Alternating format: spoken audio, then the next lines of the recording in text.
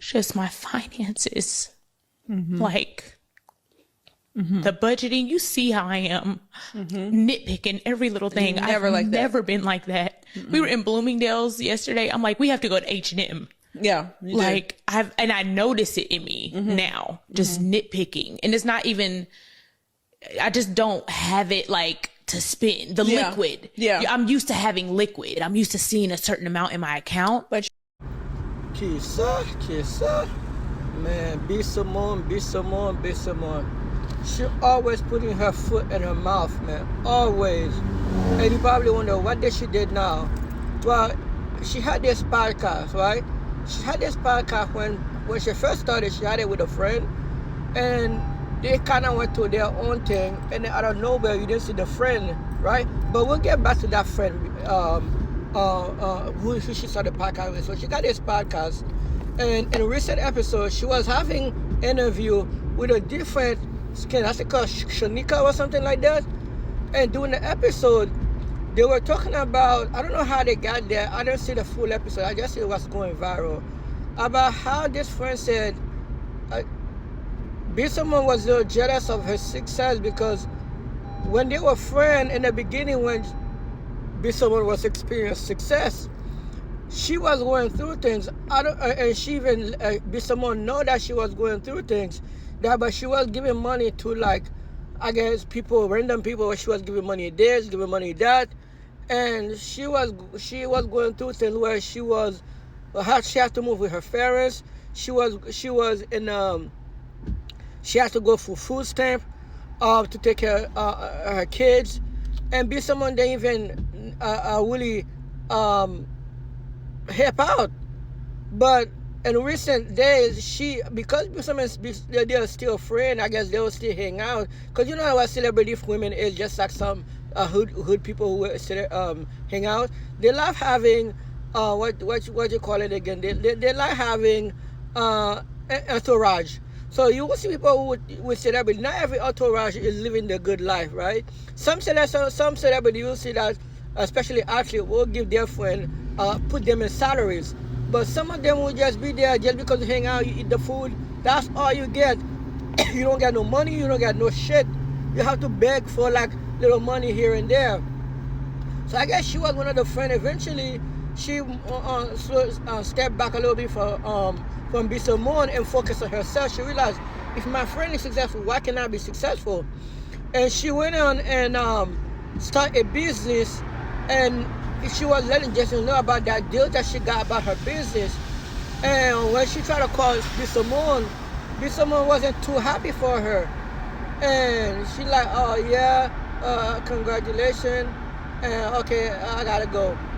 And she was kind of surprised, kind of like, why would you be so, maybe someone wasn't too happy. When someone called her, she like, I don't know, I should be too happy for you, because I feel like, maybe I'm a little bit jealous, because I feel like you should have come to me with that deal. So I don't think she's 100% jealous that her friend found success. I think she only her friend to be success with her. Kind of like, you know what I mean? Cause so she can ride, she can get all the accolades. Like, look, I make all my, you know, like with LeBron James, I make all my friends success. I think she wanna do that, but she don't wanna help those friends. She just want, when they got idea, to come to her and like and make it good. I think now she's working on an app. She partnered with like this, I think white or like black, French lady, where they like starting up where all her content gonna be in that platform. And she can get it's a way she can monetize her situation a lot better, right? But she, after her friend was struggle about that, then someone start crying, talking about, bruh, I'm sorry, even lately, now all of a sudden she will not be crying too. She like, you know, I've been going through some finance. I don't have that kind of cash like that. Recently I went to Bloomingdale's. I had to say, let's go to H&M because I didn't have that liquid. Now, me and Manuel, Bissamon is not broke. Bissamon is not broke. She just doesn't have as much liquid, like, you know what I mean? You know, like when you have a bunch of cash, but she do have a lot of investment. I told you about one of it is, but like the problem is with investment, sometimes it takes time to see the reward, especially if you just dump a whole bunch of money in there. And she's still on Wildin' Out, and she still got her social media income. I don't know what she been doing with her money. Usually, like when you got money, you gotta really be careful you're spending. But I think people think you're always gonna get jobs. The check always gonna come. No, the check not always gonna come. The check not always, unless you making the check not always gonna come. So all of that she feel bad about it, right? And a lot of people was giving a or giving a flashback because people said like, what the hell? Why are you crying? Why are you making it about you? And a lot of people feel like that was shitty of her for being not happy for her friend because her friend found success, and because her friend, the one she was in interview, they found success with her. Other than she's Sunday. Remember, this is not the first time she get into it with her friend. I remind you, the podcast she's on now, when she started her podcast, she started with a different dark-skinned lady. And I guess she was still going to her I need a boyfriend phase. And the friend she started with podcast was going to a divorce. And if I'm a friend, we're doing the podcast. The podcast is about her life. So I guess she was beginning to call me a lot about whatever going on with her divorce. And you know, divorce sometimes take time. I need somebody to talk to. And she always would call me Simone, but Simone feel like, okay, I'm happy. I want to be there for you because you're my friend, but it's a lot. Someone thought like she was riding her too. She needed her support too much, and because of that, the friend like, okay, if I'm a friend, I'm always there for you. When you try to help you get successful, but when it's time for you to like be there for me, you feel like I'm too much of a burden for you. Then the friend walk away.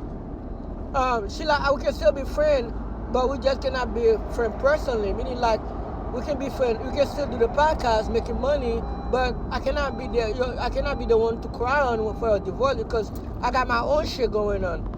So because of that, if I cannot be a super friend, I don't want to do the whole podcast. So the friend, separate from B. Simone, I forgot the name. If you go look at it, she went and start her own podcast into where I believe her podcast now with another person is having more success. Especially, you know what people, you know, women with the whole worry and more situation. Now, more and more platform than surpass Joe Button. But when you do one to people you're working with, because you can honestly say, yeah, they didn't put a lot of work, but they were there since the beginning. I think the way Joe Button kicked those guys out, it was wrong because they were there when there was no check. They were riding with you. They were eating grilled cheese and noodles with you when there was no check. So all of a sudden the check coming in, and all of a sudden like they think they had ownership in the podcast. All of a sudden you're like, oh, they don't have no ownership. They're just workers. And those guys feel slighted, and now they went and got their own check and they got their own connection. And yeah, and I feel like the same thing. Now the second friend who started the podcast with, her podcast is doing a lot better than the Simone podcast. Yeah, she still have it now, but it's just her now. And one thing about doing podcast by yourself is like it's not as, you know what I mean? It's good when the two people are having dialogue day in, day out. Sometimes you don't always need people to interview. Sometimes the dialogue, the connection is so fluid, you can talk about anything, and then that alone will be a great episode every day. Especially the women, there's always shit to talk about. We know all about Weezy and Molly from the one that's talking about sex all the time, those two black chicks. Two women should always almost have successful podcasts if they are in line. But I digress, guys. But she was getting a lot of backlash because this is not the first time someone get caught of doing shitty things to people and or stealing people's stuff and then I'll try to make her the victim.